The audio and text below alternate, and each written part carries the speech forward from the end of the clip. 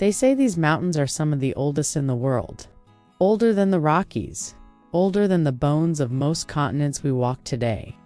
Here in Appalachia, stone has a way of remembering, and so do the people. For generations, folks in these hills have weathered hardship with grit, grace, and a stubborn kind of hope. But now, the land itself is changing. The seasons run strange, storms cut deeper, the old ways meet new challenges. And yet, the spirit of the mountain people endures. Welcome back to Legends from the Holler. This is the story of Appalachian communities rooted in tradition and bound by kinship, that are meeting a shifting world with creativity, courage, and a love for the land that raised them. For centuries, life in Appalachia rose and fell with the rhythm of the land. Folks planted by the signs watched the clouds for warning and lived by lessons passed from hand to hand. These weren't grand philosophies. They were quiet bits of wisdom learned from hard ground. Old-timers will tell you, the mountain don't give you nothing easy, but she'll teach you how to survive. Imagine for a moment the sheer ingenuity it took. People grew gardens on slopes, so steep you'd swear a stray tomato could roll clear to the next county. They didn't have sprawling flat fields, they had hillsides, and they made them work. They foraged ramps and berries, hunted deer in the deep hollers, and fished the cold, clear creeks that wound like silver threads through the valleys. This wasn't a hobby, it was sustenance. Every season brought its own bounty and its own challenges. When winter came early, and it often did, survival depended on community. Neighbors shared what they had. A full route cellar wasn't just preparation, it was a promise to your family.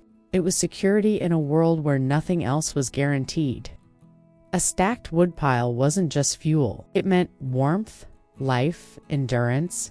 It was a physical testament to a family's foresight and hard work, a wall against the biting cold. This relationship between people and place wasn't romantic. It was practical, spiritual, and absolutely necessary. The mountains shaped the people just as surely as coal shaped the towns, and the rivers shaped the hollers. This deep connection, this reliance on the land and each other, created a culture of incredible resilience and self-sufficiency. It's a way of life built on knowing the land intimately, reading its signs and respecting its power. But the land these communities knew is shifting beneath their feet. The old ways are being challenged, not by a harsh winter or a dry summer, but by modern pressures that are changing the very fabric of this region. The creeks that once ran clear are facing new threats. The forests that provided for generations are shrinking. The knowledge passed down from grandparent to grandchild is at risk of being lost as younger generations move away, seeking opportunities elsewhere. Think about what happens when a culture so deeply tied to its environment sees that environment change. The wisdom of planting by the signs might seem quaint to an outsider, but it represents a deep ecological understanding that we are now trying to rediscover with modern science. The foraging traditions are not just about food. They are about a library of botanical knowledge held in the minds of the elders. The story of Appalachia isn't just a tale of the past. It's a living, breathing narrative that's unfolding right now. The resilience that was forged in these mountains is being tested in new and profound ways. As the world changes, so does the delicate balance that has sustained these communities for so long. The question we have to ask is, what is lost when this connection is broken?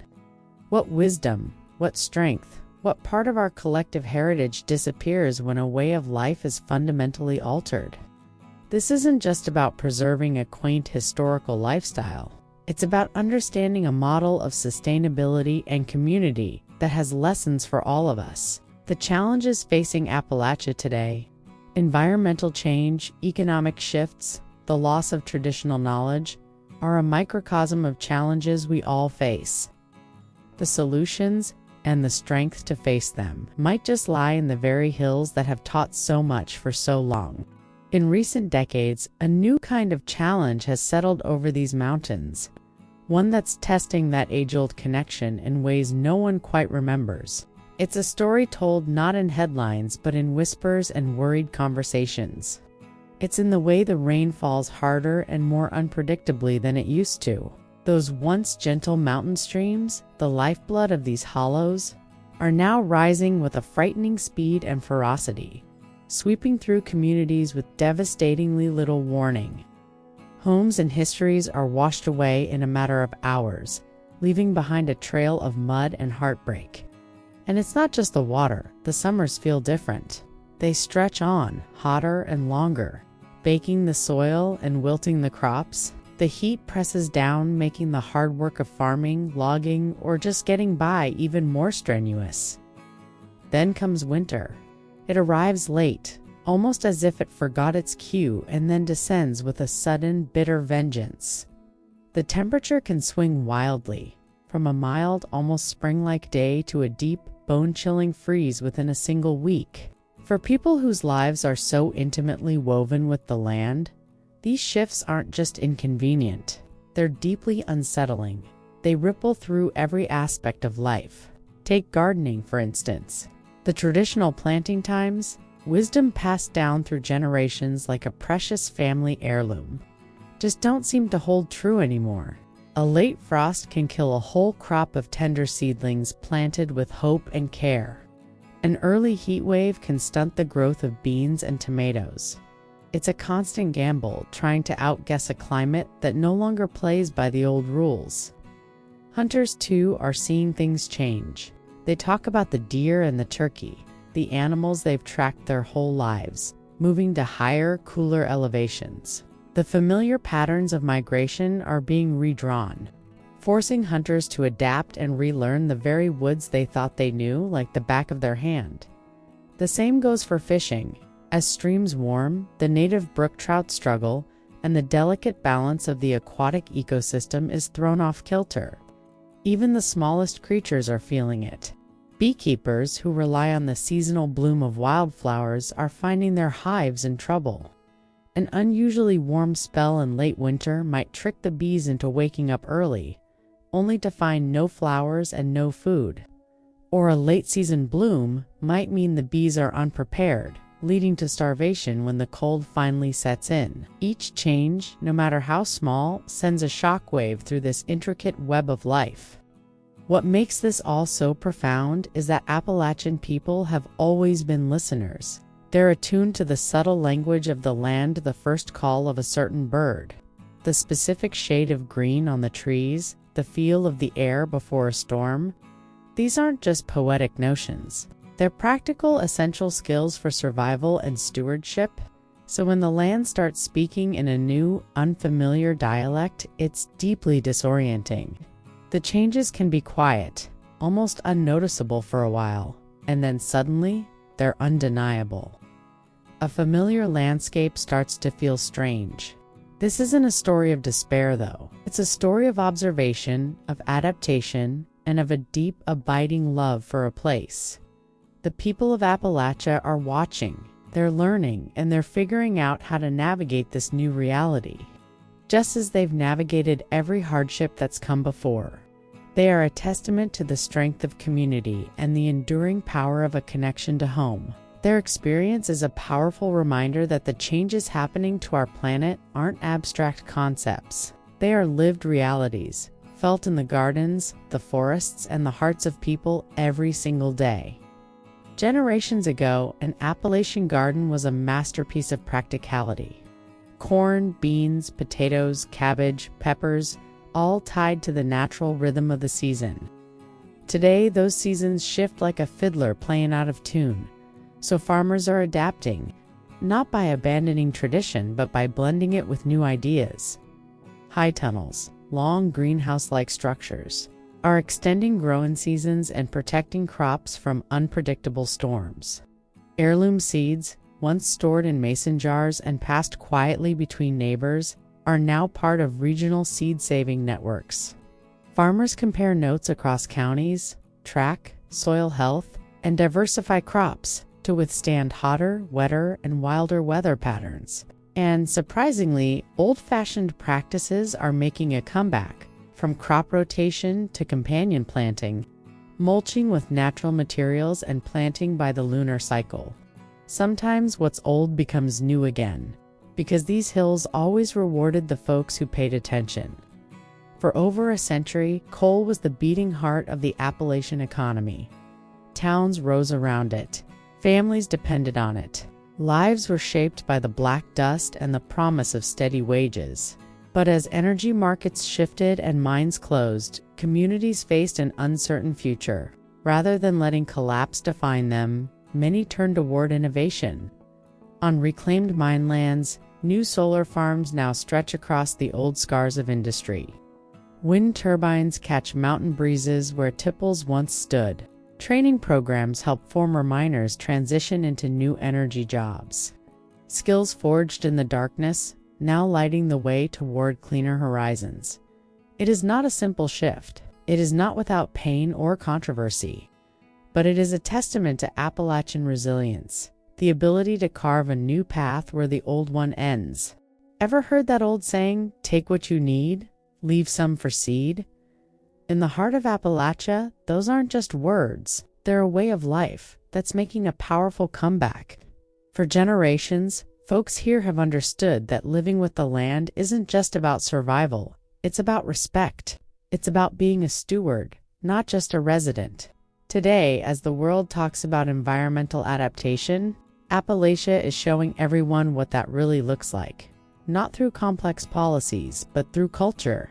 You see, for too long, the story told about this region was one of resistance to change, a place stuck in the past. But that's just not the whole picture. The truth is, mountain people have always been masters of adaptation.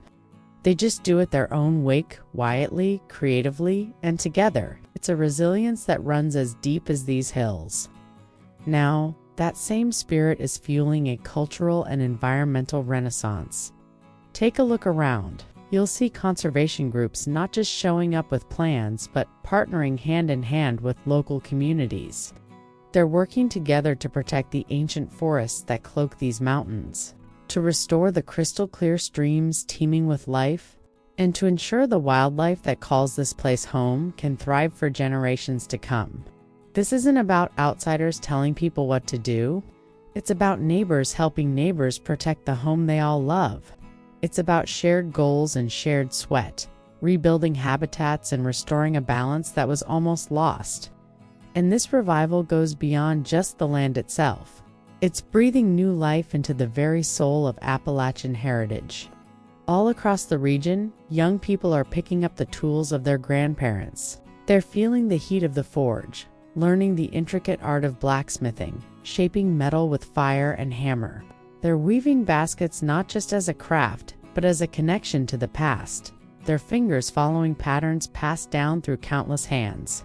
They're walking the woods to learn about herbal medicine, rediscovering the healing properties of plants that have been used for centuries. This isn't about turning back the clock. It's about ensuring that this rich, invaluable heritage survives alongside modern change. It's about understanding that these skills hold a wisdom that's more relevant than ever.